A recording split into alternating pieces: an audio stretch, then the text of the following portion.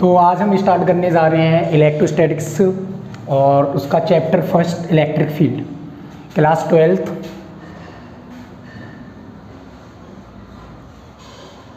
Class 12th का first chapter है electric field. इसके बारे में आज हम बात करने जा रहे हैं। तो सबसे पहले मैं स्टार्ट करता हूँ बेसिक लेवल से एक एक न्यू कंसेप्ट के साथ में। तो सबसे पहले मैंने क्या किया कि ये जो इलेक्ट्रोस्टैटिक्स जो वर्ड है, ये जो इलेक्ट्रोस्टैटिक्स जो वर्ड्स है, मैंने इसको 2 पार्ट्स में डिवाइड किया।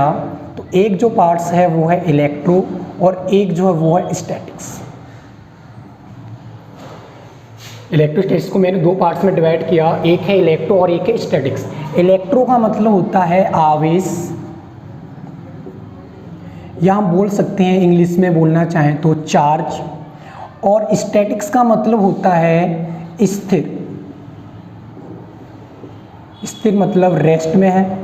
तो यहाँ से एक चीज़ तो समझ में आ रही है कि हम इस फिजिक्स के अंदर कुछ चीज़ों के बारे में जानना चाहेंगे, और वो चीज़ें आवेश, और आवेश कैसा होगा, स्थिर अवस्था में होगा, और इसके बारे में हमें क्या करना है, पढ़ना है। फिर से एक बार कि इलेक्ट्रोस्टैटिक्स था, इलेक्ट्रोस्टैटिक्स को मैंने 2 पार्ट्स में डिवाइड किया, 2 पार्ट्स में डिवाइड किया, जिसका इलेक्ट्रो मतलब होता है आवेश और स्टैटिक्स मतलब होता है स्थिर।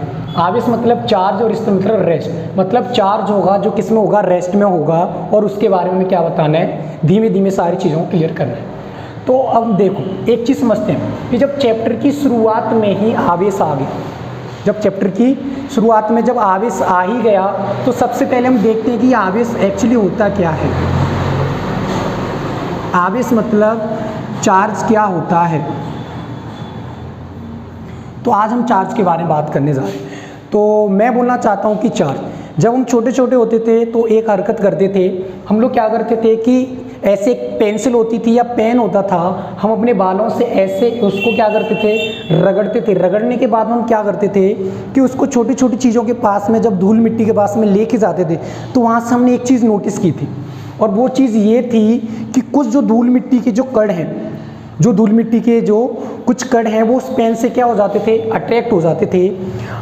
बात ये कि कुछ ही धूल मिट्टी के कण उस पेन से अट्रैक्ट होते थे, बाकी नहीं होते थे। मतलब ये है कि उस पेन का जो द्रव्यमान है वो उससे छोटी छोटी चीज़ों को तो अपनी तरफ अट्रैक्ट कर सकता है, लेकिन जो जिन चीज़ों का, जिन वस्तुओं का द्रव्यमान उस पेन से ज़्यादा है, उन चीज़ों को अपनी तरफ अट्रैक्ट कर ही नहीं सकती। तो यहाँ से हम उस टाइम पे हम लोग क्या बोलते थे कि एक जादू है, इस तरीके से बोलते थे। बट ऐसा कुछ होता नहीं था। एक्चुअली वो कोई जादू वादू नहीं था। एक्चुअली वो क्या था, आवेश था, चार्ज था, जिससे हमें नॉलेज ही नहीं थी। तो आज हम बात करने जा रहे हैं कि आवेश। तो वहाँ पे हमने एक चीज़ देखी कि वो कुछ चीज़ों को अपनी तरफ अट्रैक्ट कर रहा है, मतलब कि वो दूसरी वस्तुओं पे एक फोर्स अप्लाई कर रहा है।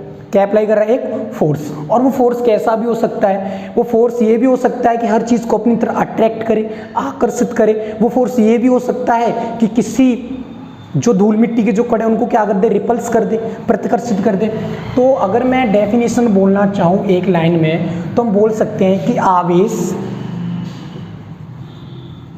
किसी वस्तु का या किसी पदार्थ का वह गुण है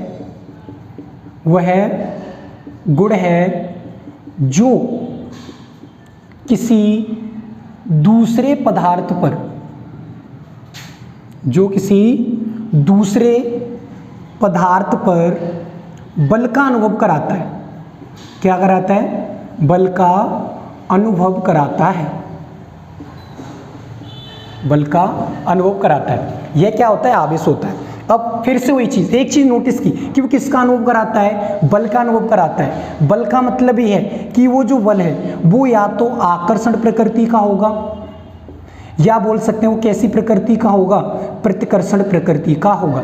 या तो वो हर चीज़ को अपनी तरफ अट्रैक्ट कर सकता है, अगर अट्रैक्ट नहीं कर सकता तो एक चीज़ तो फिक्स है, वो क्या करेगा, प्रतिकर्षण करेगा। चलो हम लोगों ने ये बात की। तो ये क्या था, आवेश था, चार्ज था। एक्चुअली हम बात करना चाहते हैं कि इस आवेश के बारे में बताया किसने। ये आवेश जो वर्ड्स है ये आया कहाँ से, इस चीज़ के बारे में हम जानकारी लेते हैं। तो एक वैज्ञानिक थे बेंजामिन फ्रैंकलिन। एक जो वैज्ञानिक थे वो थे बेंजामिन फ्रैंकलिन। तो बेंजामिन फ्रैंकलिन ने सर्वप्रथम हमें आवेश के बारे में बताया कि आवेश कुछ होता है। सर्वप्रथम आवेश के बारे में किसने बताया? बेंजामिन फ्रैंकलिन ने आवेश की खोज की थी। इन्होंने क्या किया? इन्होंने कुछ एक्सपेरिमेंट किए थे और उस एक्सपेरिमेंट करने के बाद में इन्होंने कुछ चीज़ नोटिस की, कुछ चीज़ें इन्होंने वहाँ से निकाली और अपनी बातों को लोगों के सामने रखा। होता क्या है कि जब भी कोई वैज्ञानिक किसी भी चीज़ की खोज करता है तो उसे क्या करना पड़ता है? बहुत सारे सबूत देने पड़ते हैं, अपनी चीज़ को प्रूव करना पड़ता है कि मैंने जो चीज़ बताई है वो एक्चुअली क्या है, राइट है। तो एक असेंबली हुई, वहाँ पे बहुत सारे साइंटिस्ट थे, तो वहाँ उन साइंटिस्टों में बेंजामिन फ्रैंकलिन भी थे। तो बेंजामिन फ्रैंकलिन ने बोला कि मैंने एक ऐसे चीज़ की खोज की है जो बहुत ही अच्छी, और उसका नाम है आवेश, मतलब कि चार्ज। तो लोगों ने पूछा कि चलो ठीक है, आपने चार्ज की खोज की है, ये अच्छी बात है, बट ये बताओ कि आप एक्सप्लेन कैसे करोगे, हमें कैसे प्रूव करके दिखाओगे कि ये आवेश है। तो उन्होंने कुछ एक्सपेरिमेंट किए लोगों के सामने। तो वो जो एक्सपेरिमेंट थे वो एक्सपेरिमेंट ये थे कि उन्होंने क्या किया? उन्होंने ये किया कि उन्होंने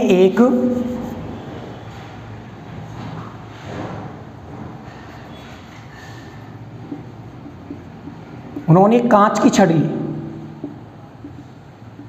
और कांच की छड़ के साथ में, और दूसरे एक्सपेरिमेंट में उन्होंने प्लास्टिक की छड़ ली थी। इस पहले एक्सपेरिमेंट में उन्होंने क्या किया? कांच की छड़ के साथ में रेशम का कपड़ा लिया, रेशम का कपड़ा, और प्लास्टिक की छड़ के साथ में उन्होंने लिया बिल्ली की खाल।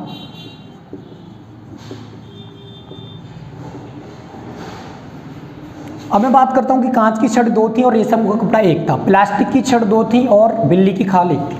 तो उन्होंने क्या किया कि कांच की छड़ को रेशम के कपड़े से इन्होंने क्या किया? रफ किया। रफ का मतलब कि उसको रगड़ा, और रगड़ा करने के बाद में उन्होंने क्या किया कि एक छड़ ली और एक छड़ को तो उन्होंने क्या कर दिया, किसी एक मजबूत चीज़ से, एक धागे की सहायता से उसको क्या कर दिया? लटका दिया। और दूसरी जो छड़ थी उस दूसरी छड़ को लिया और उस छड़ के क्या करने पास लाने लगे, क्या करने लगे? उसके पास आने लगे। जिस कांच की छड़ पे कैसा चार्ज था? धनात्मक चार्ज था, धनात्मक आवेश था।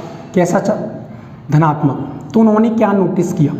लोगों ने नोटिस किया कि जैसे जैसे हम फर्स्ट छड़ के पास में सेकंड वाली छड़ को लेते जा रहे हैं, वैसे ही वैसे क्या होती जा रही है? ये जो फर्स्ट वाली छड़ है पहले वाली छड़ से क्या हो रही है? दूर हटती जा रही है। मतलब कहने का मतलब ये है कि मैं इसको जितना पास लेके जाऊंगा, इसको जितना पास लेके जाऊंगा, ये उतना ही क्या हो रही थी? दूर भगती जा रही थी। क्या कर रही थी? दूर भगती जा रही थी। ये चीज़ थी। मतलब हम बोलते हैं ना, लोगों के बीच में क्या होती है? हेट होता है, एक दूसरे से घृणा करते हैं। तो हम ऐसे बोल सकते हैं कि इनके बीच में क्या है? हेट वाली प्रोसेस चल रही है। एक दूसरे से इतनी घृणा करते हैं कि ये इसके पास में जितना चाहती है ये उतना ही क्या होती है? पीछे हट जाती है। आई होप समझ में आया होगा ये सारी चीज़ें। फिर अब मैं बात करता हूँ, उन्होंने फिर दूसरा एक्सपेरिमेंट किया लोगों के सामने, क्योंकि ये साइंटिस्ट होते हैं, इनका मन नहीं मानता। तो दूसरे एक्सपेरिमेंट में इन्होंने क्या किया? दूसरे एक्सपेरिमेंट में वही किया, इन्होंने प्लास्टिक की छड़ ली और उसको क्या किया? बिल्ली की खाल से, मतलब कैट स्किन से इन्होंने क्या किया? उसको रगड़ा, रफ किया। रफ करने के बाद में इन्होंने क्या किया कि जो एक छड़ थी उसको पहले वाले जो एक्सपेरिमेंट में किया था लटका के रखा, जिसमें कैसा चार्ज आया? माइनस चार्ज आया। तो आई होप प्लास्टिक की छड़ है, दोनों ही है, बिल्ली की खाल भी वही है, तो इस वाली जो छड़ है इसमें भी कैसा चार्ज आएगा? माइनस चार्ज आएगा। फिर इन्होंने यहाँ भी वही चीज़ देखी, इन्होंने ये चीज़ देखी कि ये जो फर्स्ट छड़ है और ये जो सेकंड छड़, कि जैसे ये सेकंड छड़ को फर्स्ट छड़ के पास में लाते जा रहे थे तो ये फर्स्ट छड़ क्या कर रही थी? पहले वाली प्रोसेस, मतलब इसको जितना पास लाएंगे ये उतनी दूर भगेगी, इसको जितना पास लाएंगे उतना ही दूर भगेगी। तो फिर से वही चीज़ कि बोल सकते हैं क्या हो रहा है? इनके बीच भी हेट वाली प्रोसेस चल रही है। सेम आदमियों की जो सोच होती है वो तो मिलती नहीं है। अब साइंटिस्टों ने बोला इसमें क्या नया है? बोले रुको, तो अभी तो पार्टी शुरू हुई है, अभी तो बहुत सारी चीज़ें जो मुझे आपको बतानी है। तो फिर उन्होंने क्या किया? अब ये वैज्ञानिक थे, साइंटिस्ट थे, तो साइंटिस्ट थोड़े जिद्दी होते हैं। जो किसी की नहीं सुनते, इन्होंने क्या किया, एक तीसरा एक्सपेरिमेंट और किया, और तीसरा एक्सपेरिमेंट क्या था उस बारे में बात करते हैं। तो तीसरा एक्सपेरिमेंट ये था कि इन्होंने अब की बात थोड़ी सी अपनी जो प्रोसेस थी उसको चेंज किया। और चेंज क्या किया कि एक तो इन्होंने ली कांच की छड़, जिसको लटका के रखा उन्होंने, और ये तो पता है आपको उस पर क्या चार्ज था, प्लस था। और एक इन्होंने जो छड़ ली वो क्या थी, ऋणात्मक छड़ थी। मतलब बोल सकते हैं कि वो कौन सी छड़ थी, प्लास्टिक की छड़ थी। प्लास्टिक को हम एवोनाइट की छड़ भी बोल सकते हैं, प्लास्टिक की जगह एवोनाइट्स बर्ड्स भी यूज़ कर सकते हैं, एवोनाइट्स की छड़ भी हो सकती है, बिल्ली की खाल है, ठीक है। अब उन्होंने क्या किया, यहाँ से उन्होंने एक चीज़ नोटिस की, सभी लोगों ने नोटिस की कि इस प्लास्टिक की छड़ जो है,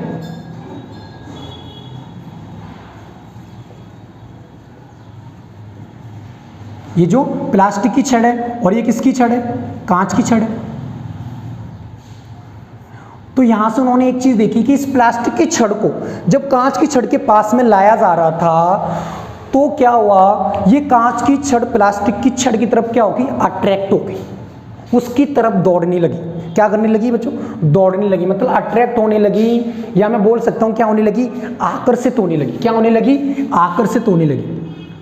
ये दोनों एक दूसरे के क्या आने लगी, करीब आने लगी। मतलब बोल सकते हैं कि इनके बीच में क्या होने लगा, आकर्षण होने लगा। क्या होने लगा, आकर्षण होने लगा। और यहाँ पे क्या हो रहा था, प्रतिकर्षण हो रहा था दोनों ही कंडीशन में। ये चीज़ तो समझ में आई आप लोगों को, आकर्षण हो रहा था। मतलब बोलते ना कि एक दूसरे में क्या होने लगा, वही लव वाली फीलिंग आ रही थी इनके बीच में, एक दूसरे के बीच में इतना प्यार था कि दोनों एक दूसरे के बिना रह ही नहीं सकते थे। दोनों एक दूसरे के बिना रह ही नहीं सकते थे कि इसको जितना इसके पास ला रही है उतना ही उसके ज़्यादा क्या हो रही थी, करीब आने लगी। और ये तो पता ही आप लोगों को, आजकल ये तो ट्रेंड में चल रहा है, तो ज़्यादा एक्सप्लेन करने की ज़रूरत ही नहीं है इस चीज़ के बारे में। तो बेटर समझ में आया होगा ये वाला एक्सपेरिमेंट। चलो ठीक है, फिर क्या हुआ, यहाँ से कुछ चीज़ें निकल के आई, उन्होंने फिर एक्सप्लेन किया और कुछ चीज़ें ये निकल के आई। उन्होंने बताया कि ये जो चार्ज नाम का ये जो वर्ड है, मतलब ये चार्ज, मतलब ये जो आवेश है, ये आवेश दो प्रकार का होता है। कितने प्रकार का होता है बच्चों, दो प्रकार का होता है। एक तो होता है धनात्मक आवेश, क्या होता है, धनात्मक आवेश, और एक होता है ऋणात्मक आवेश। क्या होता है, ऋणात्मक आवेश होता है। अब हम बात करते हैं आवेश कितने प्रकार के, दो प्रकार के, कौन सा, धनात्मक आवेश और ऋणात्मक आवेश। फिर हम लोगों ने एक चीज़ और देखी यहाँ से, ये फर्स्ट कंडीशन निकल के आई थी। दूसरी चीज़ ये थी कि धनात्मक मतलब पॉजिटिव चार्ज, मतलब कि पॉजिटिव चार्ज और पॉजिटिव चार्ज, या नेगेटिव चार्ज हो और एक और नेगेटिव चार्ज हो। चार्ज मतलब आवेश, तो ये क्या करते हैं, एक दूसरे को प्रतिकर्षण करते हैं, एक दूसरे से दूर भगते हैं। इनके बीच में क्या होता है, प्रतिकर्षण होता है, यही चीज़ होता है। और जो तीसरी जो चीज़ निकल के आई थी, वो तीसरी चीज़ ये थी कि अगर एक धनात्मक हो, मतलब एक वस्तु पे धनात्मक आवेश हो और एक वस्तु पे कैसा हो, ऋणात्मक आवेश हो, या एक वस्तु पे ऋणात्मक आवेश हो, एक वस्तु पे धनात्मक आवेश हो, तो इन दोनों ही कंडीशन में क्या होता था, उन दोनों वस्तुओं के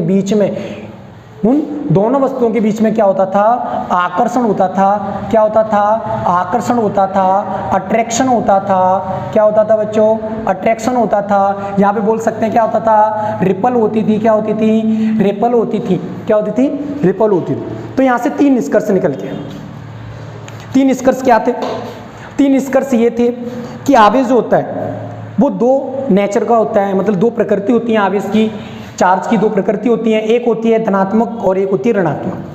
फिर दूसरी चीज़ ये निकल के आई थी कि धनात्मक और ऋणात्मक वस्तुओं को जिनमें चार्ज है, अगर उनको पास में लाया जाए तो वो एक दूसरे के पास में जाती नहीं, ऐसे लेके आएंगे, ऐसे लेके आएंगे। मान लो इसको लेके जा रहे हैं, इसको ऐसे लेके, ये उतना ही दूर, इसको ऐसे लेके, ये उतना ही दूर, ये वाली चीज़ चल रही थी।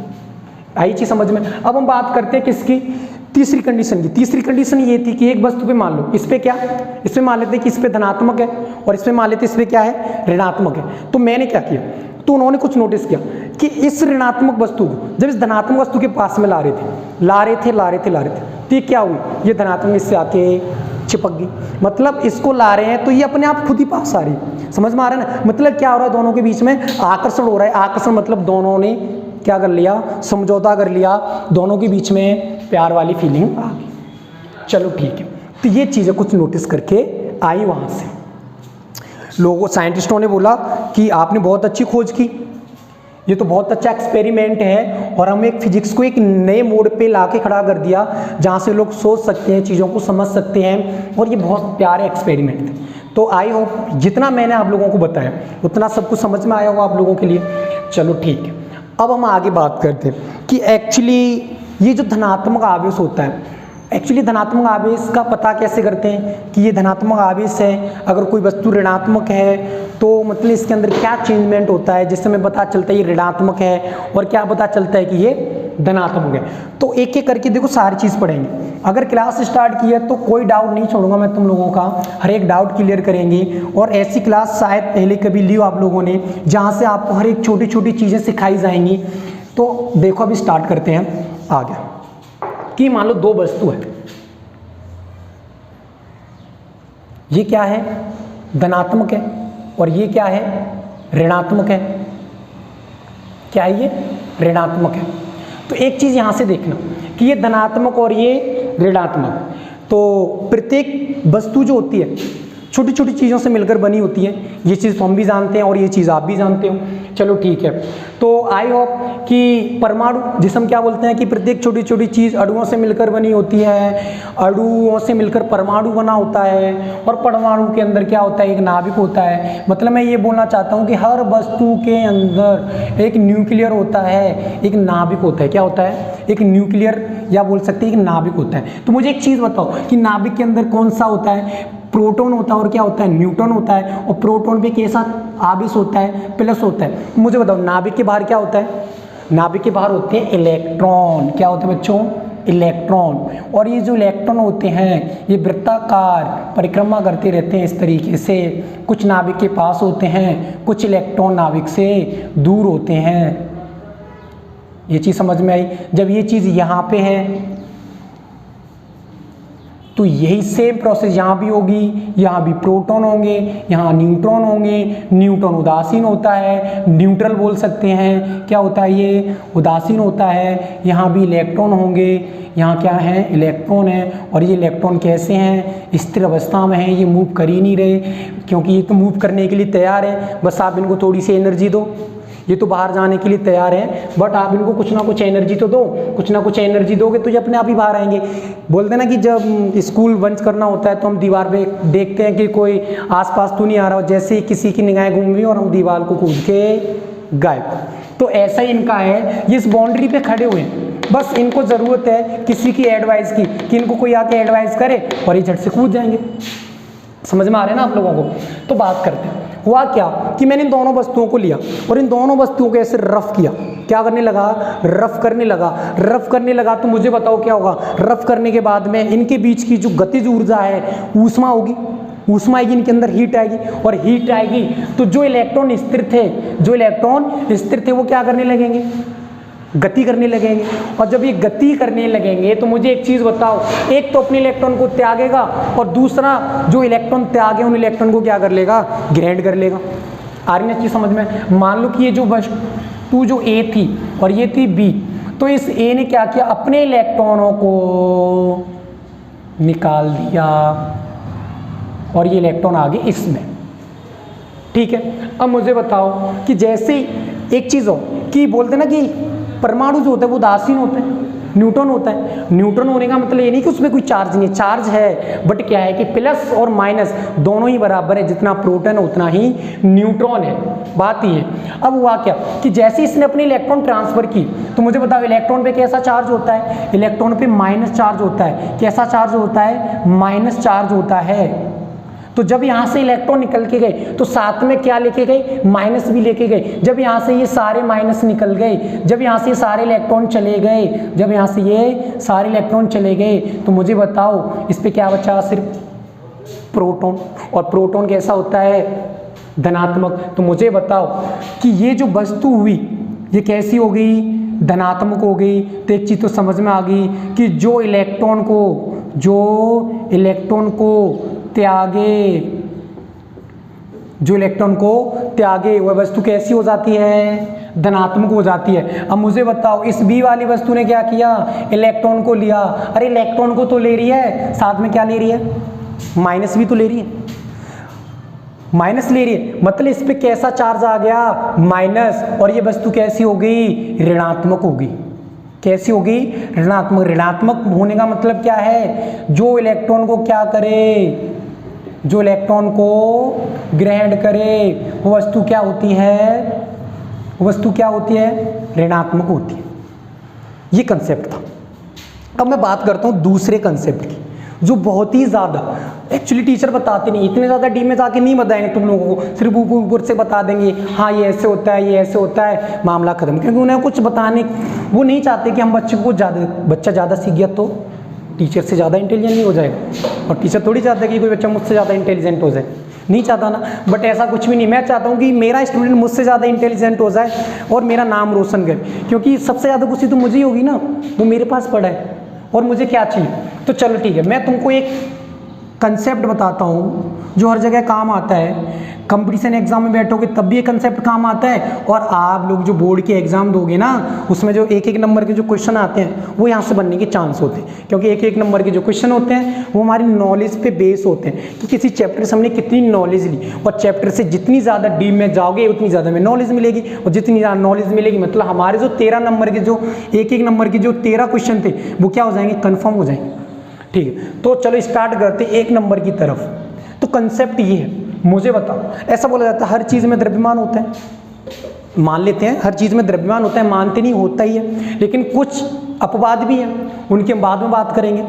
चलो ठीक है, मैंने क्या किया कि हर चीज़ में द्रव्यमान होता है। अच्छा, इलेक्ट्रॉन में द्रव्यमान है, ऑफ कोर्स इलेक्ट्रॉन में द्रव्यमान है। जब यहाँ से इलेक्ट्रॉन निकल के गए तो क्या साथ में अपना द्रव्यमान भी लेके गए कि नहीं गए, लेके गए हैं ना।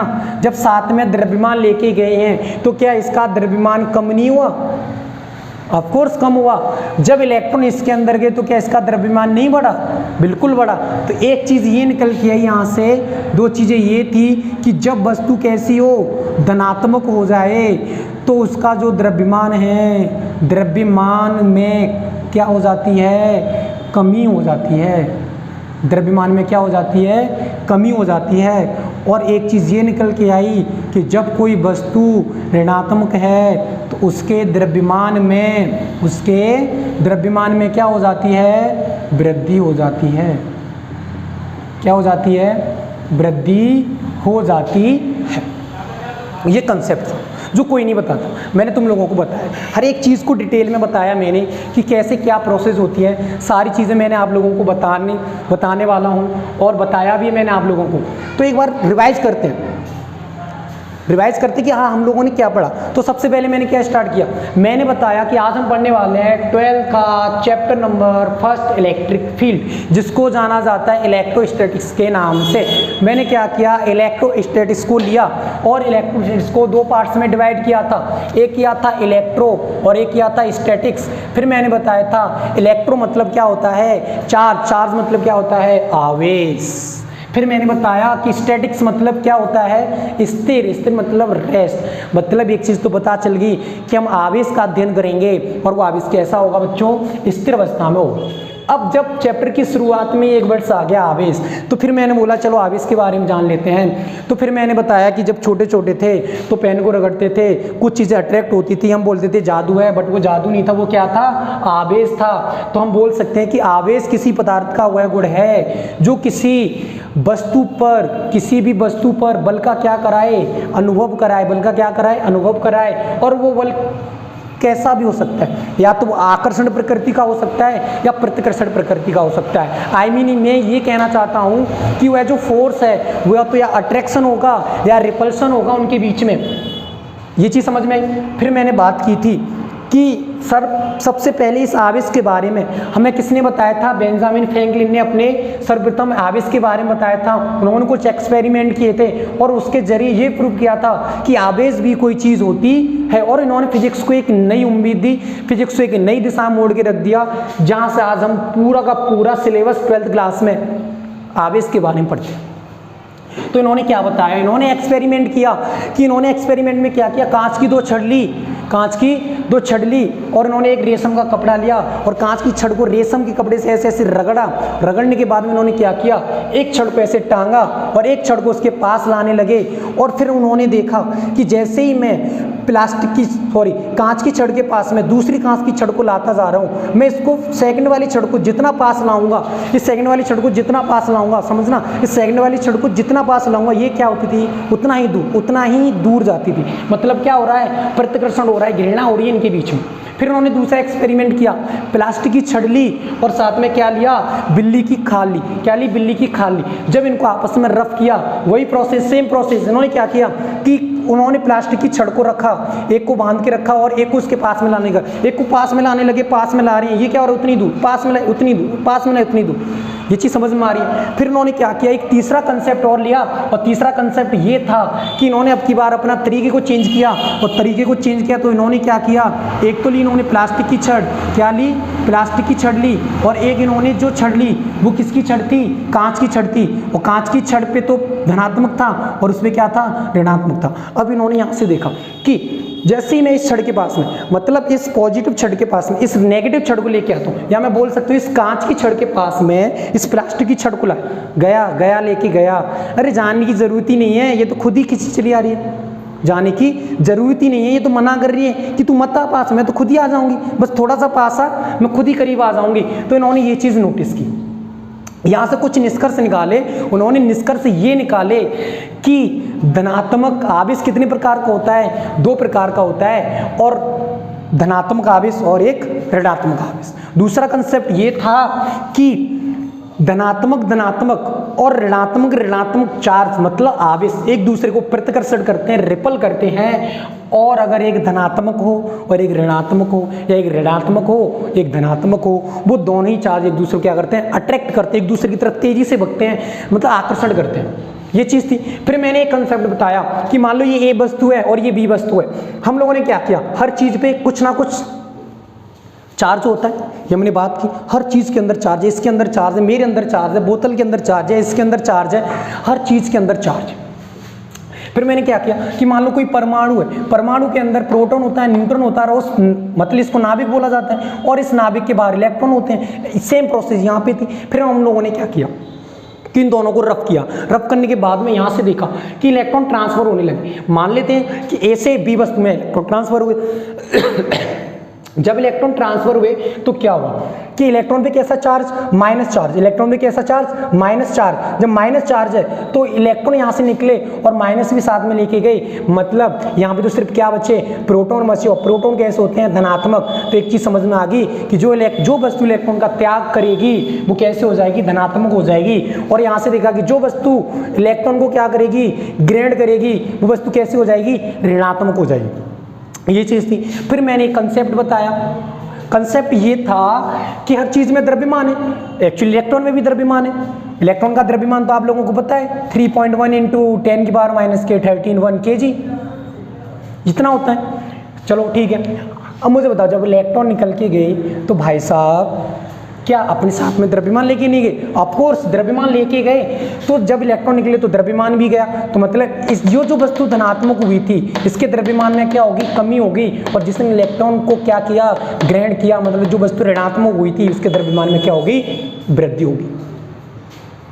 आज की क्लास समझ में आई होगी। तो ये थे कुछ न्यू कंसेप्ट जो आज हमने स्टार्ट किए। कल हम इस क्लास को आगे रखेंगे। तो आज के लिए इतना ही काफ़ी है। ना ना ना ना ना आप लोग सोच रहे होंगे मैं वीडियो को बंद कर दूं, नहीं, बंद करने की ज़रूरत नहीं है। क्या करना है, और आप लोग सोच रहे होंगे सब्सक्राइब भी नहीं करना, मैं नहीं बोलूँगा चैनल को सब्सक्राइब करें। जिस दिन आप लोगों को लगे दिल से कि हाँ सर की मेहनत रंग ला रही है, हम लोग कुछ नया सीख रहे हैं, उस दिन सब्सक्राइब करना, लाइक करना, शेयर करना, और वो जो घंटे वाले जो बटन है ना उसको भी ज़रूर दबाना, क्योंकि हर नोटिफिकेशन उसी के ज़रिए तो आएगी। जो भी क्लास होगी आपको पता चल जाएगी। तो ऑल द बेस्ट, आज के लिए इतना ही काफ़ी। All the best.